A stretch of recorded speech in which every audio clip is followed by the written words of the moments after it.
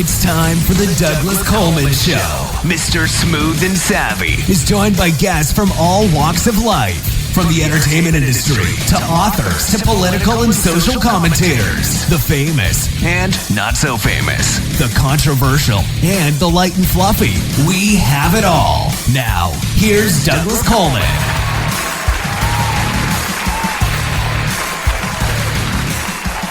Okay, please welcome to the Douglas Coleman Show, Belinda Betker. Hi, Belinda. How are you? I'm great. How are you? Doing fine, thank you. Thank you for coming on the show. Good. So you've got a new book, a debut poetry collection called Phases. Why did you decide to write this book? Or did you already have the poetry and then just collected it into a book?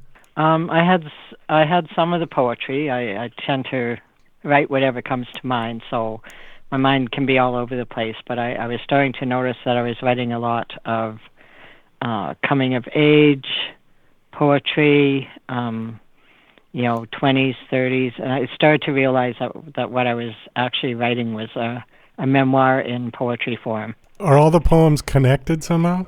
They are. The book is a chronological story of my life, but told in poetry, so they're all connected because they're all parts of my lived experience and my thoughts about some of it and things that I went through in my life. Can you give us a little bit of your backstory, and then maybe we'll have you read one of them if you don't mind. Okay. Backstory, I was raised, I was born in Yorkton, Saskatchewan. That's Prairie provinces. I'm not sure where you are, Douglas. Where do you live? Oh, I'm in Las Vegas. Okay, yeah, so a little different than the Western Prairies here in Canada, but I was raised in a traditional two-parent household. I had 3 brothers. I went to what we call separate schools here, the Catholic school system, and so I was very traditional background, but in my teens I started to question a lot of things in my life, and I got involved in volunteer work. I was a candy striper, which was a teen volunteer at a local city hospital. I got involved in the Naval Reserve, which was kind of funny to a lot of people that we had a Navy Reserve here in the smack dab in the middle of the prairies, quite far from any ocean. But through the reserves, I did some traveling and working in different parts of Canada, including both oceans, Pacific and Atlantic. I had postings in both of those places, so I finally got to see the ocean and live and work in those areas. And just my life went on different tangents that I never expected when I was younger, even if I even ever thought of them much. And so that led to a variety of relationships, some of them not very healthy. And then in midlife, I came out and realized that, I was not heterosexual and that I was more inclined to relationships with women. Are you currently, it says with your Australian wife. So how's that one going? Yes. Oh, that's great. We've been together for 20... I have to do the math here, 22 years now. Oh, fantastic. Okay. Yeah. And another thing that happened kind of in midlife around the time of my coming out is I got really interested in drag queen culture. We had, a number of bars here in town that were, had drag queen shows, and I just was fascinated by that. And then at one of those shows, I saw a woman performing as a man, and that really fascinated me. And then I became involved as a drag king for a number of years, so that's a very unusual subject matter for a poetry book, but it's all in there. Okay, I've never even heard of a drag king, but okay. That makes sense. I mean, if a biological male is dressing as a woman, it would be a drag queen, right? Mm-hmm. And a woman, okay, that makes sense. Yeah. Are they very popular? Yeah, drag kings are not as well known. Yeah, I was going to say, because I think everybody's heard of a drag queen, but is that something that is becoming more prevalent in the LGB community? I mean, are we going to see more drag kings in the future? I think you'll always see a ton of drag queens. I'm not really involved in that community very much anymore. Certainly not performing. I haven't performed in years.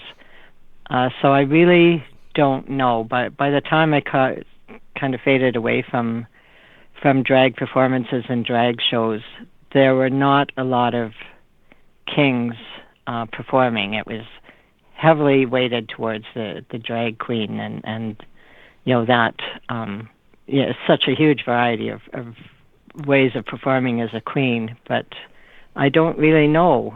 I know in popular culture I don't see much about drag kings, but there's certainly tons about drag queens. Yeah. And this is kind of an off-the-wall question, but I'm curious now. Do you know if there are more gay men than lesbian women? I mean, is the population just bigger? Well, speaking to my own population, I'm quite involved in the community here in Saskatoon. I would say in my experience, it's pretty much 50-50. I know just as many gay men as I know lesbian women. And then there's, a whole culture in between. I have a lot of trans people in my community. I have a lot of trans friends. I have a few trans family members. So I can't speak to the numbers in a larger area, but in my own experience, it's pretty even. I know that during the AIDS crisis, which I grew up in, the numbers, I think, shifted because so many gay men died. Yeah. Where the women weren't as really greatly affected by it. But I don't know. I mean, I don't know now. It's been, 30, 40 years almost since we finally got treatment for it. Anyways, so do you write full time? I mean, is that your job now, or do you do something else? I worked for 32 years in healthcare. I had a variety of jobs in my career. Variety of departments. I had quite an interesting healthcare career, and I always wrote. Some people would call it on the side, but I always wrote poetry. I became, really interested in grade school even, and I always wrote poetry. I read a lot of haiku. I always have. Sorry, I've lost track of the original question. I went off on a tangent there. I just asked you what else you did other than write. Oh, okay. Yeah, so once I retired from healthcare, I was able to spend a lot more time on my writing career. I have had for over 20 years two writing groups that are still going strong. So that was happening even when I was working full-time for a living. And I have a third writing group, that always meets on Zoom because some of the members are in other provinces. So I was able to spend quite a bit more time on what I call my writing life after I retired, and my book didn't come out until after I was retired because then I had more time and energy for it and more realization that this really was something I wanted to do and could do. I had a lot of support and encouragement. And so I call myself a full-time writer, even though I'm certainly not at my computer 8 hours a day writing. But part of my writing life is what's happening in my head, the ideas and thoughts that are flowing through and the things that might get jotted down in a day that I will get back to later. I tend to write a lot at night. I'm a night owl, so my writing and editing time seems to be focused at night, but I'm kind of gathering thoughts through the day. What do you do in a writing group? I mean, I've heard of writing groups, I've heard of book clubs and things. But what exactly do you do? You get together and talk about what? Well, that's a great question because all three of my writing groups are different from each other. So my first writing group, the one that's been running the longest, is called Sisters Ink. So it's a group of women. I'm the only original member left, but two of the members have been with the group for a couple of decades as well. So in that group, we actually meet weekly. I will be meeting with them later this afternoon. And in that group, we bring a new piece of writing every week for critique and feedback. And so what we do is we bring our new poem, we read it to the group. Everyone will write hard copy responses on the page that they give back to us, but then we also have a discussion about each poem. And so we cover everything that the group brings at each meeting.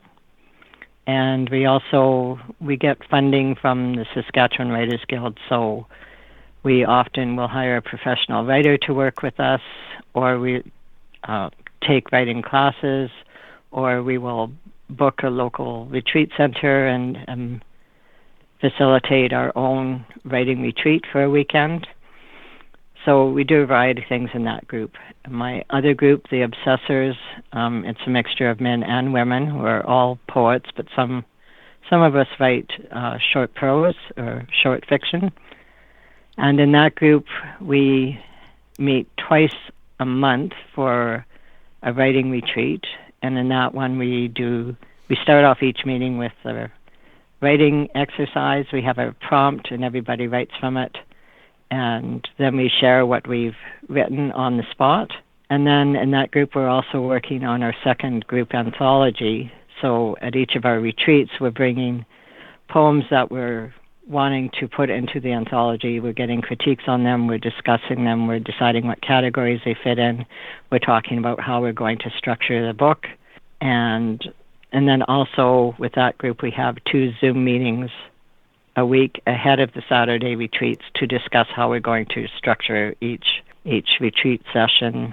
And my third group, the Zoom group, there's members in Saskatoon and in Alberta.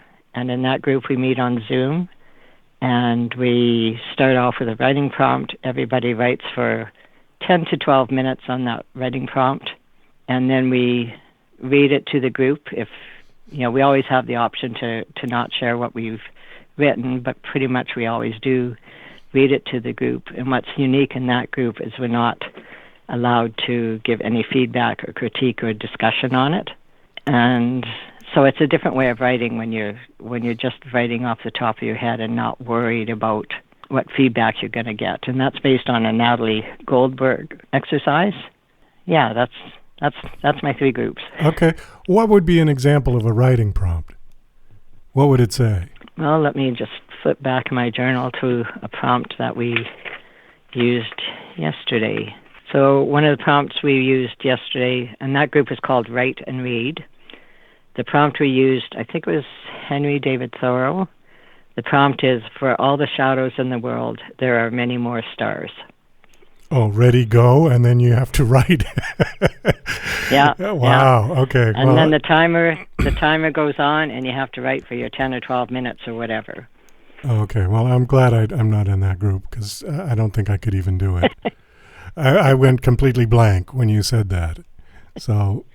But what happens, what's cool about that is it's I mean, you might just think, okay, stars, I heard stars, and you might start writing something about stars, and that can go a million different ways. It's always really surprising what people come up with when you're starting with the same phrase, and then how it evolves in that person's mind as they're literally writing on the spot without thinking about it, deliberating about it. It's just, pen and paper and go. Wow, interesting. We're kind of running down on time, and I did want to see if you wanted to read one of your poems. Do you have a short one? They're all pretty short. Okay. Do you want from a particular time of my life, or just a favorite poem of mine, or what would you like to hear? Just one of your favorites, yeah. Okay, I'll read an old favorite. This is the very first poem I had published in a recognized literary journal, and this is called Pierce.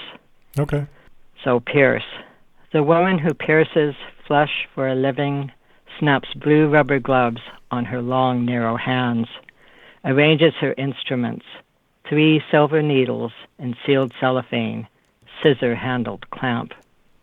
She positions cotton swabs and alcohol, antibiotic soap.